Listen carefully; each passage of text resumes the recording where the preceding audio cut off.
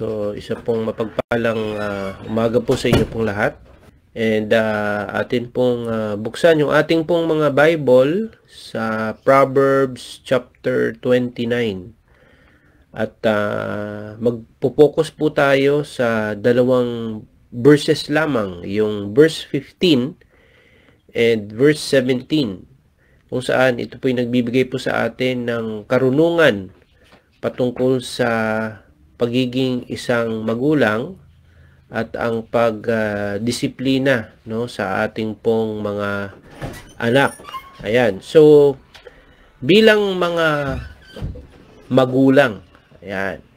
So, tanong ko po sa inyo, mga nanay at tatay, mga daddy at mommy, paano po ba ninyo pinapalaki ang inyo pong mga anak?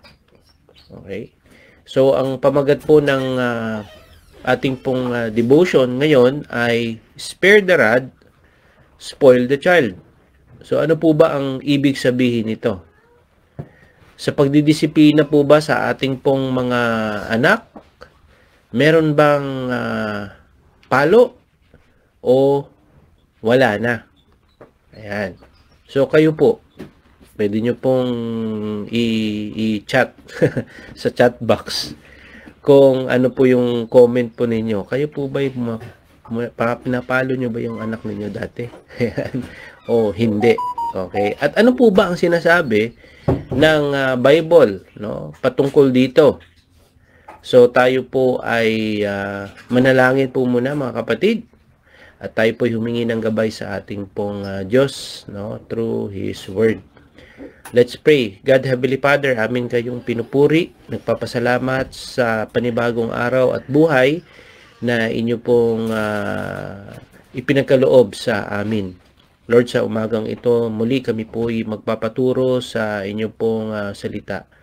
Pangunahan po ninyo yung aming pong gawain, Panginoon. Lord, napaka-importante ng aming pag-uusapan dahil ito'y patungkol sa pagpapalaki ng aming pong anak. Pwedeng physical, pwede rin pong spiritual na mga anak. Lord, turuan niyo po kami, gabayan niyo po kami, samahan niyo po kami. Ito po aming samot dalangin sa dakilang pangalan ng aming Panginoong Hesus. Amen. Ayan.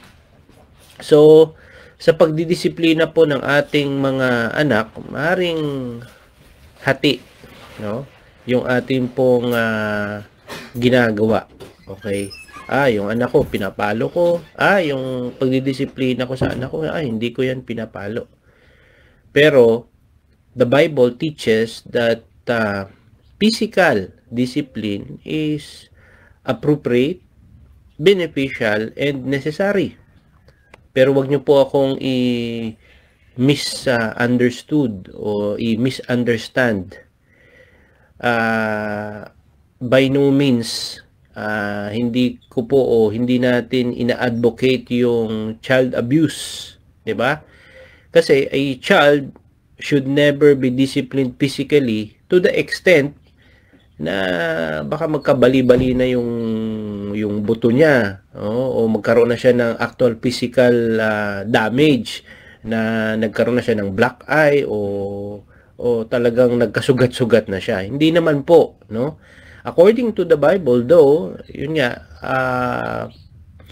the appropriate and restrained physical discipline of children is a good thing and contributes to the well-being and correct upbringing of the child.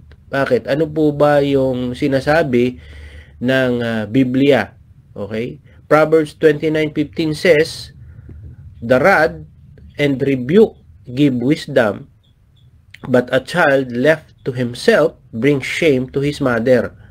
Sa Tagalog po, yun nga, yung focus po natin na verse ngayong umaga sa chapter 29 ay 15 tsaka 17 lang. At yun nga pong sinasabi ng verse 15 na ang pamalo at pagsaway ay nagbibigay karunungan, ngunit ang batang pinababayaan ay kahihiyan sa kanyang ina. Okay?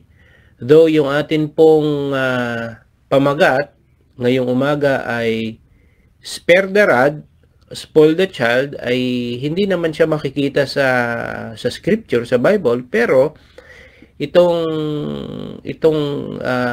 lagi natin narinig to, 'di ba? Spare the rod, spoil the child, no? Ay yung verse na binasa mo natin expresses a similar thought, di po ba?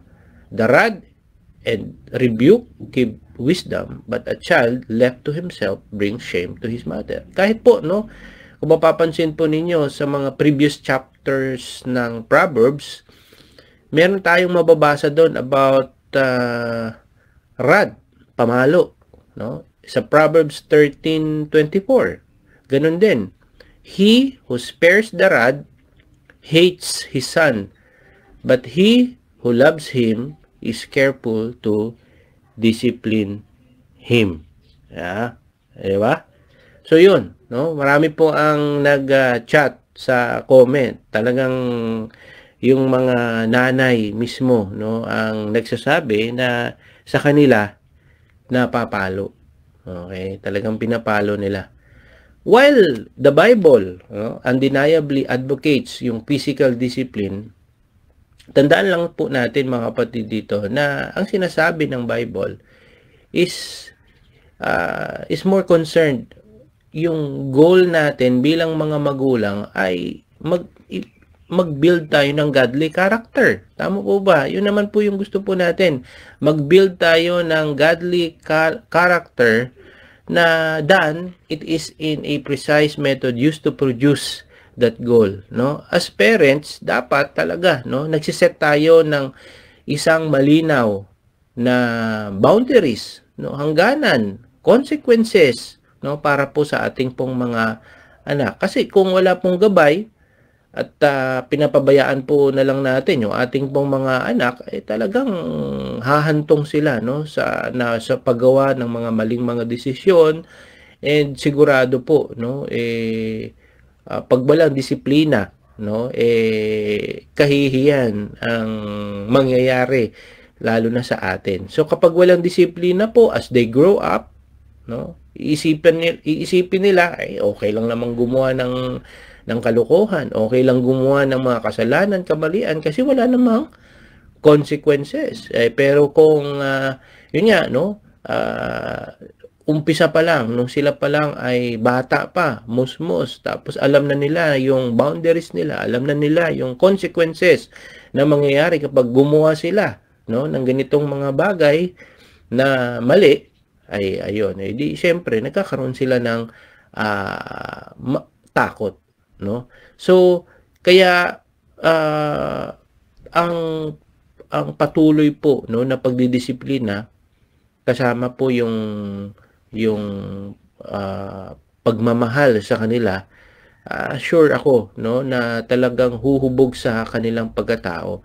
As parents, no, napatunayan ninyo na yung pagpalo talaga, no, ay part siya ng disiplina. And I do believe, no, kayo po yung makapag-share na you are proud, no, proud kayo sa inyo pong mga anak kung nasaan na sila ngayon, 'di ba? Kasi yun po yung ang pagdidisiplina po ay humuhubog, tama po, no, sa kanila pong pagkatao. Natuturuan sila sa kung ano po yung tama at mali. Hindi po pwedeng bahala na nga sila, no, lalaki din yan o ganyan, no. So pero hindi po inihahanda natin sila, no, sa isang buhay na merong purpose, na merong pong layunin. So parang, 'di ba, parang ikaw gardinero ka, inaalagaan mo yung mga halaman, no, para ang halaman na ito ay magiging malusog at namumunga. So ganoon din sa anak po natin, kailangan sila ng ating gabay, mapagmahal na disiplina, at kapag ginagabayan natin sila, tumutulong ito sa kanila na sila'y lumaking matatag at may takot sa, hindi lang sa atin, kundi higit sa lahat, may takot sa Diyos. So ano po ang sinasabi ng 17? Ang sabi ng 17, di ba? Discipline your children and they will give you peace of mind and will make your heart glad. No? Di ba? Peace of mind, make your heart glad. no? Sa Tagalog, disiplinahin mo ang iyong anak at siya ay magbibigay sa inyo ng dito hindi peace of mind kapahingahan, no? Pero relate na rin 'yan. Siya ay magdadala ng kagalakan sa iyong kaluluwa. So magandang pangako ito. Kung dinidisiplina po natin yung ating pong mga anak, 'di ba? Kasi nga if we spare the rod, we will definitely spoil our children, no? So ang kasi sa totoo lang, bakit ba tayo bumabangon sa umaga? O 'di ba gano'n naman yung reason sa pamilya natin, no, sa mahal natin sa buhay, lalo na sa ating pong mga anak. Nagsusumikap ka kapatid bilang isang magulang, no? May mga sleepless nights, no? Yung patuloy na pagtuturo, mahabang pasensya, etc. So, hindi yan masasayang. Bakit? Kasi kasama sa pagsusumikap ay ang didisiplina. At tayo po ay nag-i-invest, no, sa buhay, no, ng ating mga anak sa pamamagitan syempre ng ating pong pagmamahal. Hindi lang puro pagmamahal mga kapatid, kundi pagdidisiplina, paggabay sa kanila at makikita po natin ang bunga, no, ng ating pong gawa. So, makikita natin, no, na sa paglaki nila syempre mga kapatid, ang pamalo naman, hindi naman yan gagawin natin na parang siguro ano ba, hanggang kailan ba high school pinapalo nyo pa o hindi na, di ba? Siguro naman nakakaya naman na pinapalo nyo pa rin yan sa college. Di ba? College na pinapalo pa rin, ano? Okay, so sila po, no, ay mga nagiging mga anak na responsable, magalang, no, at masayahing mga adults na syempre bilang parents nagdudulot sa atin ng labis na kagalakan at kapayapaan. Kaya naalala ko, no, yung isa sa mga ginagawa po ni Pastora Tita, no, sa kanyang anak at ginagawa niya pa rin sa kanyang mga apo, no, ay ang yun nga, mag-lay hands, no, at pinagpipray, no, na pag halimbawa tulog na siguro yung mga anak nila, nagpipray, no. Well, sa amin naman po ni Marga, sa practice po namin, no, okay, bago po matulog, no, na as tatlo kami, yun. So meron pong daily devotion for kids, no, si David, at dinidiscuss po namin siya. And hindi namin kinakalimutan yung tatlong bagay na dapat ipasalamat namin sa araw, no. Ayan. So for today o later mamaya, ganun uli, no. Ano yung tatlong bagay na gusto ko o gusto mong ipasalamat sa Diyos. Ayan. So yun po, no. So part po siya mga kapatid, kasi ano yan spiritual discipline din yun, no, para po talagang yung pundasyon ng spiritual na bagay ay atin pong maibigay po sa ating pong mga anak. Okay? Kasi pag puro sarap lang, no, hindi matututo po yung ating pong mga anak. So dito yung kapahingahan o yung peace of mind na sinasabi dito ng verse 17 ay yun nga, hindi lamang peace of mind o kapahingahan sa hamon ng buhay ng pagiging isang magulang. Ito'y kapayapaan na dulot, no, ng kaalaman na tayo, ikaw is as parent, as mother or father, nagpalaki tayo, palaki ka ng isang anak na lumalakad sa karunungan at nagbibigay puri sa Diyos. Ayan. So, mga kapatid, as we teach, as we correct, as we lead our children in the ways of God, we fulfill our calling, diba? Not just as parents, but as disciples. So, incorporating yung mga components ng disciple making, no? Importante mga kapatid na dinidisciple natin, at yung pagdidisiplina ay part yan ng pagdidisciple, no, sa ating pong mga anak, kasi yun nga, no, sila po'y binigay sa atin in-entrust yan sa atin, no? Para ma-shape natin yung buhay nila, that reflects sa buhay nila yung truth and grace ng atin pong Diyos. Kaya mabuhay kayo mga parents. Well, ako, no, please pray for me kasi minsan na-challenge yung na-challenge po ako sa, lalo na po sa pagdidisiplina kay David, and part ng kanyang yung kanya pong paglaki, no? So binata na, no, yung yung anak ko, and yun nga po, no, isama nyo po, no, sa prayer, no, yung aking pamilya, yung ating pamilya ay pag-pray po natin lagi. Ayan. So with that po, maraming salamat sa inyo pong pakikinig. Ayan po. And God bless everyone. So let's pray. God, Heavenly Father, pinupuri namin kayo. Lord, salamat dahil sa mga teachings ninyo about parenting. Yes, hindi po madali ang magdisiplina, magpalaki ng mga anak. Pero Lord, with your guidance, hindi kami nag-iisa. Yun naman po ang maganda, Panginoon, na hindi kami nag-iisa sa pagpapalaki ng aming anak. Kasama namin kayo at nandiyan kayo lagi para po samahan kami, Panginoon. Lord, sa may mga maliliit pa yung anak, please give them patience, Panginoon, more love, understanding, discipline, more time, quality time sa mga anak nila, Panginoon, dahil ito po'y napaka-importante.